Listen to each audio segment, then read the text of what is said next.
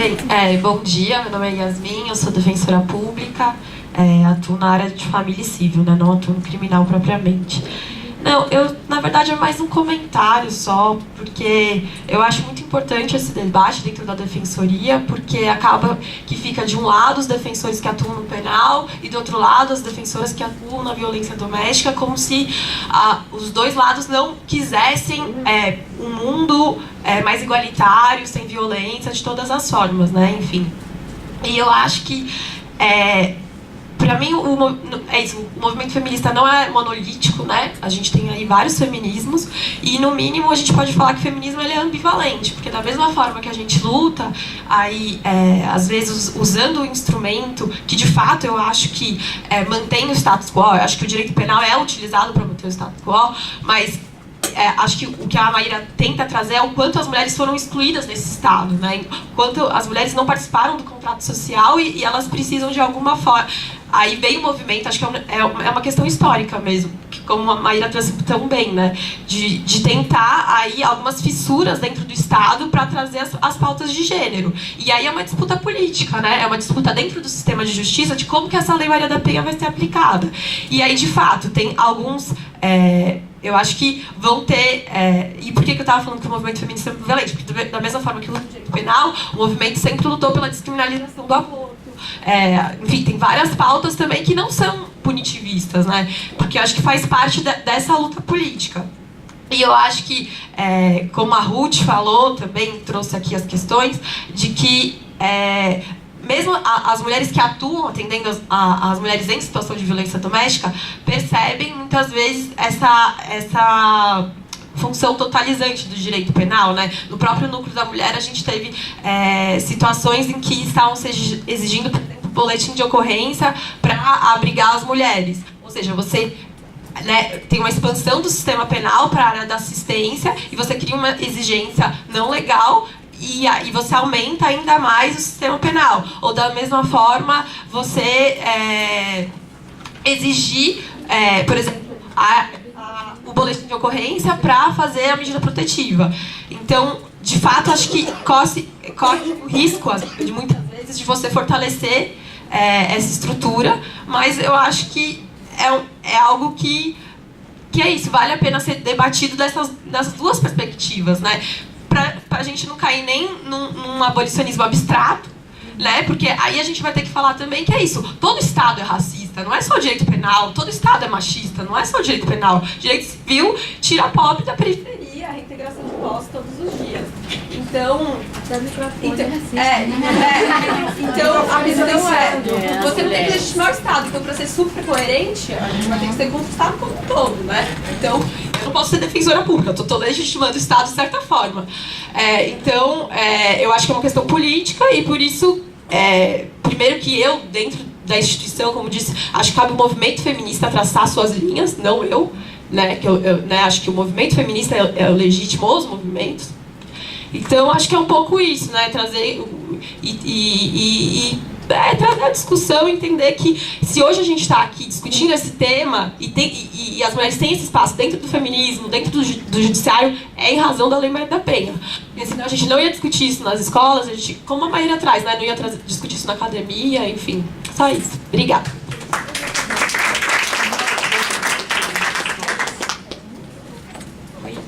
Só mais uma pergunta. Embora eu já tenha ouvido a opinião de vocês sobre a Lei 9.099 e a Lei Maria da Penha, acho que as duas já foram claras sobre não concordarem quanto a isso, mas só uma provocação, assim, é que trabalhando com violência doméstica a gente vê que assim, uma das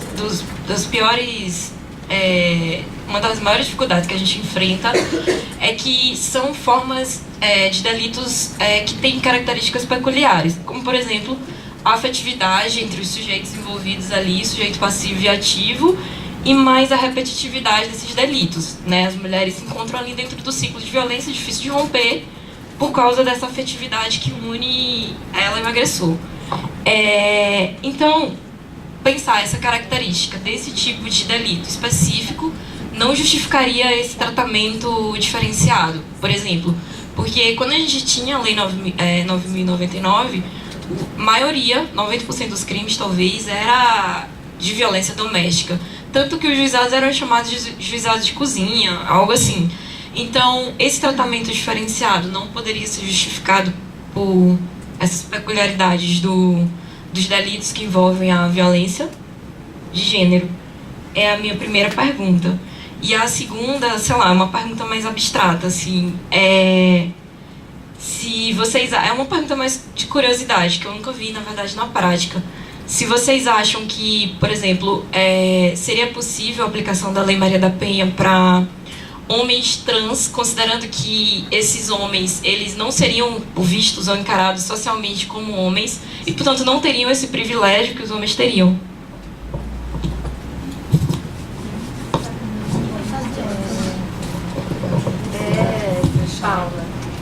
Olá, boa tarde já. Meu nome é Juliana, sou pesquisadora da Universidade de São Paulo. Gostaria de começar parabenizando muito as palestrantes. Eu achei que as falas foram muito instigantes.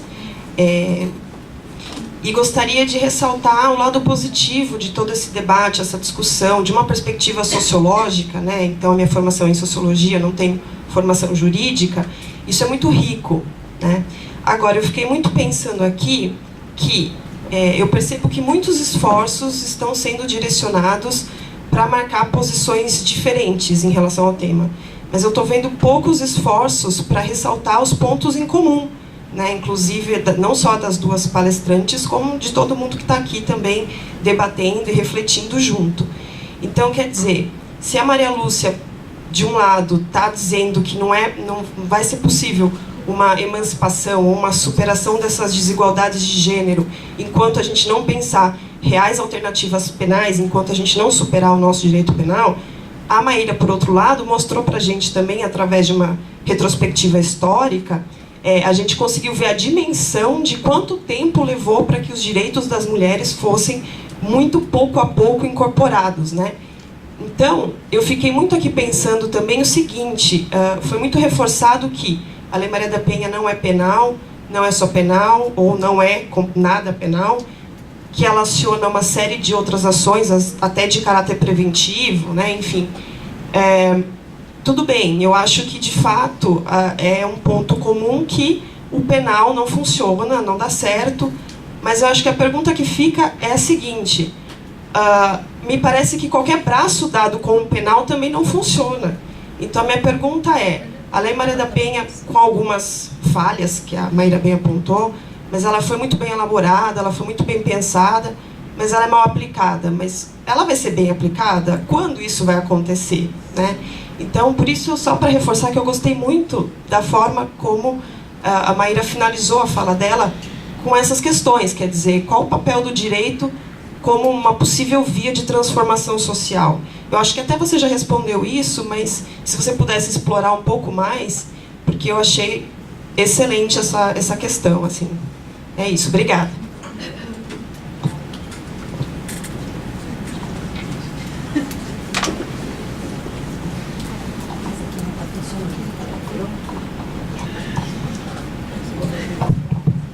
Bom, eu vou pedir agora, já são, né, 12h15, para a gente conseguir terminar 12h30, então pedir para tanto a Maria Lúcia quanto a Maíra para ser um pouco mais concisa, né, nas respostas, e depois a gente faz outro debate, marca um outro dia, porque acho que mostrou que tem muitas questões, né? Então, eu vou pedir 5 minutinhos, né, para cada uma, e aí também já aproveitando para fazer as considerações finais que cada uma gostaria de fazer, tá bom? Bom, uma coisa, quer dizer, se insistem assim, quer dizer, pelo menos acho interessante essa insistência em se dizer que a Lei Maria da Penha não é penal, apesar de não ser, a meu ver, não é uma verdade. Mas, enfim, acho bom que as pessoas queiram defender a Lei Maria da Penha, dizendo que ela não é penal. Agora, é interessante, né, que aí quando vem a discussão, não, ela não é penal. Mas aí se discute, não, mas na justiça restaurativa, não. Vamos começar com outra coisa. Vamos começar com latrocínio, né? As peculiaridades da violência de gênero Aí, então, justificam a não aplicação da Lei 9.099. Né? A importância do bem jurídico, violência de gênero, afasta a insignificância. Ou seja, né, defende-se com unhas e dentes o lado penal da Lei Maria da Penha. Né? Ela é uma lei penal. Então, acho que quem defende, quem quer uma lei da Maria da Penha não penal, podia começar um movimento para propor a revogação dos artigos que tratam de matéria penal, processual penal. A questão da insignificância, quer dizer, não significa, eu acho aí, Maida, você está levando a palavra insignificância no sentido comum do termo, quer dizer, não significa que violência de gênero a aplicação do princípio da insignificância não significa que a violência de gênero seja algo insignificante, mas o princípio da insignificância é aplicável em qualquer hipótese, em qualquer bem jurídico. A questão da entidade do dano ou da ameaça de dano ao bem jurídico, qualquer que seja ele. Há quem diga também que não pode haver insignificância contra a administração pública. Isso você não entendeu o que significa o princípio da insignificância. Né? A questão, enfim, a questão da justiça restaurativa, eu acho a ideia muito, muito interessante. Né? Eu acho que desde que seja desenvolvida totalmente fora do sistema penal. Ela não pode ter nenhuma ligação. As práticas de justiça restaurativa não podem ter nenhuma interação com o sistema de justiça criminal. Elas têm que ser efetivamente uma alternativa, e acho uma alternativa muito interessante, sim, para os casos, enfim, para todos os casos, mas ainda mais especialmente para os casos de violência de gênero, que podem trazer a compreensão daqueles fatos que aconteceram, exatamente por ser uma conduta que envolve, como foi mencionado aqui, que envolve afetividade. Né? A justiça restaurativa é uma das melhores formas de se tentar resolver esse conflito, ouvindo os dois lados, tentando compreender as razões do porquê aconteceram aqueles fatos negativos. A questão quer dizer, a exclusão da Lei 9.099, para mim, viola claramente o princípio da isonomia.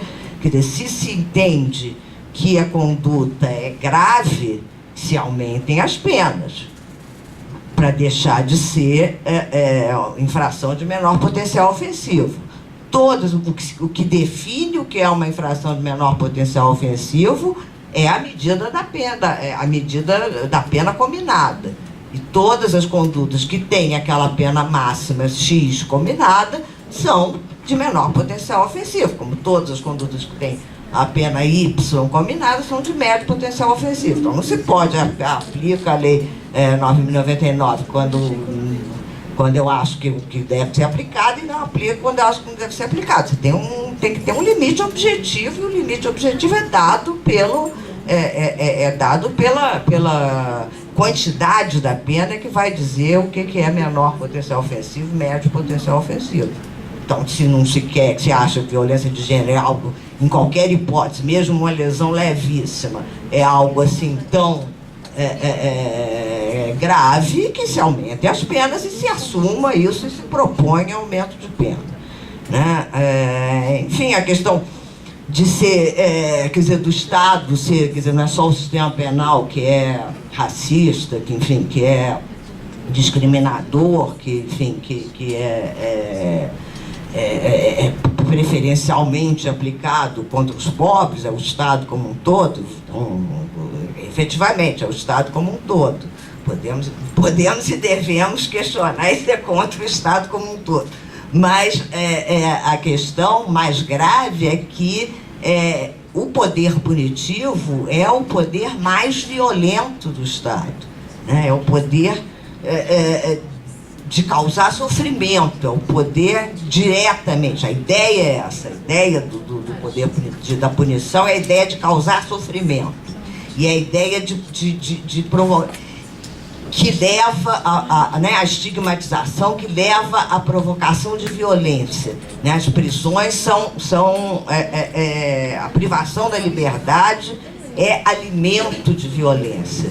Né? E esse poder violento, esse poder mais temível do Estado, efetivamente, né, recai preferencialmente, né, como enfim, eu mencionei, contra os marginalizados, os desprovidos de poder, contra os negros.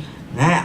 Hoje, o sistema penal é um dos grandes instrumentos, talvez seja o maior instrumento de imposição de racismo, né? Especialmente a criminalização da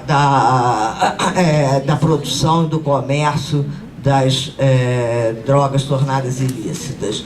Essa criminalização, né, do tráfico de drogas, das drogas tornadas ilícitas, é hoje o maior instrumento de produção de racismo, de produção de controle dos oprimidos, dos marginalizados, enfim, dos pobres. E, portanto, a luta contra o racismo também há de ser uma luta contra o poder punitivo. Acho que foi isso. Enfim, acho que o Sheikar efetivamente não é nem nunca foi abolicionista, e assim o demonstra ao se socorrer do direito penal. Obrigada, Mônica. Então, também fazendo já um fechamento, eu vou primeiro agradecer imensamente a Maria Lúcia por estar aqui na mesa, porque não é sempre que a gente tem a oportunidade de poder debater com alguém de posicionamentos contrários. É muito frequente de participar de eventos em que todo mundo fala a mesma coisa, e aí a gente perde a possibilidade de ser instigado a pensar questões que a gente não estava pensando. Então, muito obrigada pelo debate. Excelente estar aqui com você. Adiantando, já que você falou do Sheikar, a gente tem que perguntar para ele, né? A gente precisa perguntar, ver se continua assim ou não. Então, pontuando aqui... Nunca foi. Então, pontuando rapidamente, em relação ao princípio da insignificância, Maria Lúcia, talvez tenha uma ignorância da minha parte de ter conhecimento da jurisprudência e da doutrina que diz, olha, como a gente fixa, né, os cânones, que qualquer crime que envolva violência ou grave ameaça contra a pessoa não caberia. Não conheço jurisprudência que admita, independentemente de violência de gênero. Então, por exemplo, uma tentativa de homicídio, ainda que não haja lesão, uma tentativa absolutamente imperfeita, que não haja qualquer lesão, mas o mero risco, desconheço a aplicação do princípio da insignificância. O princípio da insignificância trabalha com o mínimo, né, potencial ofensivo, o mínimo potencial ofensivo em perigo e do dano efetivo. Exato. E aí, quando a gente trata da violência contra a pessoa, e aí me proponho a estudar mais essa parte, porque, novamente... Talvez pode pensar agora num exemplo... Eu fico pensando em tentativa de homicídio, eu fico pensando... aqui me lembro de casos concretos, inclusive, de roubo. Roubo com latrocínio tentado, com violência física, ou que você não tenha nenhuma lesão ao bem jurídico patrimônio, mas pelo fato de haver a violência ou a grave ameaça não se reconhecer a insignificância. Mas é um desconhecimento do princípio de insignificância. Num caso desse, você reconhece a insignificância em relação ao patrimônio e reconhece o crime remanescente do procedimento legal. Pois é, precisamos trazer essa hermenêutica para o TJ de São Paulo. Os tribunais, mas não é só o Tribunal de São Paulo, o Tribunal Federal tem a mínima ideia. Pois é, e aí, mas só para eu partir para a conclusão aqui, como a gente tinha se proposto. A minha questão toda insisto, textualmente na minha fala, na minha leitura, dizer que é grave, que é violenta, não é insignificante, não implica adotar direito penal. Eu fico com uma sensação de quem defende abstratamente o abolicionismo, é que quando a gente vem do outro lado dizer, a gente, quem quiser, quando eu venho do outro lado dizer, olha, é grave, é violento, não é insignificante, portanto, você está dizendo que cabe direito penal? Não, como eu tinha dito, e Vou falar um pouco fora da ordem para só ter mais ordem na coerência aqui, como a Juliana apontou da fala. Eu quero a minha ideia é propor uma outra visão. É dizer, sim, é grave, sim, é violento, sim, as palavras, na minha leitura, são importantes porque elas têm uma carga valorativa. Para mim, não é a mesma coisa estar numa sentença, o juiz dizer, foi grave, foi desagradável, é notável que a mulher fique nervosa com isso, mas não é violência. É violência, sim, e, atenção, você não precisa usar o direito penal como resposta para a violência. Então, em relação às perguntas com justiça restaurativa, em princípio, me agrada muito. Já coloco o porquê em princípio. Quando eu comecei a estudar justiça restaurativa, eu acho a proposta incrível. Acho que, inclusive, para a violência doméstica pode ser, sim, e para o latrocínio, e para o tráfico, e para a administração pública, mas sem essa ideia de que é só para a violência doméstica, com a carga que às vezes fica de restaurar a paz familiar e aquela unidade que está ali. Não sei se essa distorção pode ser um risco. Agora, como? É um risco, eu acho que é um risco. Começando pelos esses nomes, juizados da paz em casa, não sei o que da paz. Pois é, e aí a questão é a gente pensar num contexto político mais amplo que a gente está vivendo, em que você tem escola sem partido, não pode falar de gênero na escola, qual que é a justiça restaurativa que vai vir? E quando eu digo isso, eu não estou dizendo, então continua com o direito penal. Quando eu digo, acho um problema, a Lei 9.099 não entra na Lei Maria da Penha, evidentemente que eu não me refiro à Lei 9.099 como era antes. Na minha aula de Direito Penal sobre a Lei 9.099, o professor, que era um juiz de Direito Criminal, falou com todas as letras. Gente, a Lei 9.099 é para acabar com aquela coisa de mulher que vai tirar a queixa e depois põe a queixa, porque a Lei 9.099 acaba. Eu tive isso na aula, que foi bem antes da Lei Maria da Penha. Mas por que não pensar soluções despenalizadoras? Eu acho urgente pensar nisso. Eu não acho que a única resposta é o direito penal. Se eu disser que tem violência, falou violência, reconhecer o tipo. Não acho. Você está pensando para uma linguagem além do direito? Tô. Porque a lei do direito concentra poder. Ela usa um determinado código que ela engessa outras possibilidades de solução para o conflito social. Eu tinha notado isso em outro lugar também. Perdi aqui, mas não tem problema, que a gente precisa também encaminhar. E em relação a... Só mais um outro ponto em relação à insignificância, que se aumentem as penas, discordo que a gente olhe as penas para ver o que elas é insignificante e qual não é. Se for pela pena, estelionato é mais grave que ameaça. Se for pela pena, denunciação caluniosa é mais grave que lesão corporal. E eu acho que é um critério que é incoerente. Não é insignificância, não tem nada a ver com quantidade de tempo. A insignificância não. Menor potencial ofensivo. My bad. Segundo a lei, é assim, que define o maior ou menor potencial. Eu sei, pena de até 2 anos, mas é isso que eu estou criticando. Eu estou criticando o critério. Eu estou criticando o critério, porque o critério da pena, ele é regido por um monte de outras engrenagens. Eu estou criticando o que existe. O problema é o que existe. Mas enquanto existe, você tem que respeitar a lei. Não sei, eu acho que a lei pode... Eu acho que a gente pode pensar e aplicar de outra forma. Então, tentando aqui concluir um pouco do que a Juliana tinha colocado, se eu acho que o direito é uma via de transformação, não. Eu acho que o direito mostra o que já transformou. Eu acho que a solução não está no direito. Eu acho que principalmente a gente que é do direito penal, como professora de direito penal me incluo, é descer desse salto um pouco da gente achar... A gente que está como professor de direito penal, em geral, que eu escuto muito isso de penalistas, não está no direito e nem está no direito penal. É olhando mídia, é olhando educação, é olhando debates como esse, é olhando o que se faz em aulas de direito. Enquanto está na lei tem que respeitar? Sim, mas Magalhães Noronha também respeitava. E as brechas todas aí que tem? Oi, brechas? As brechas. Desculpa, quem olhando perguntou? a lei, essa questão da lei, tem umas brechas... Aí Qual que é seu nome? Conceição. Conceição? Brechas na lei eu acho que tem para um lado que em geral não é o lado que se usa. Muitas vezes se terão brechas na lei para a pessoa ficar solta. Eu acho que usam mais brecha para prender do que para soltar. Sinceramente. Por isso que eu acho que direito não soluciona conflito social. Acredito que esse seja um ponto comum entre o que estamos dizendo, aí talvez esteja errada. Mas a gente vai encerrar, como pedido pela nossa mediadora. Eu acho que sinal de evento bom e debate bom é quando falta tempo e sobra o que dizer, né? Com certeza, acho que a gente, hoje foi um momento muito rico, acho que a gente sai dessa manhã com muitas perguntas ainda por fazer e com muitos questionamentos, e acho que esse foi o objetivo do núcleo a pensar nesse tema, né, e propor esse repensar do direito a partir dessa ótica da perspectiva de gênero.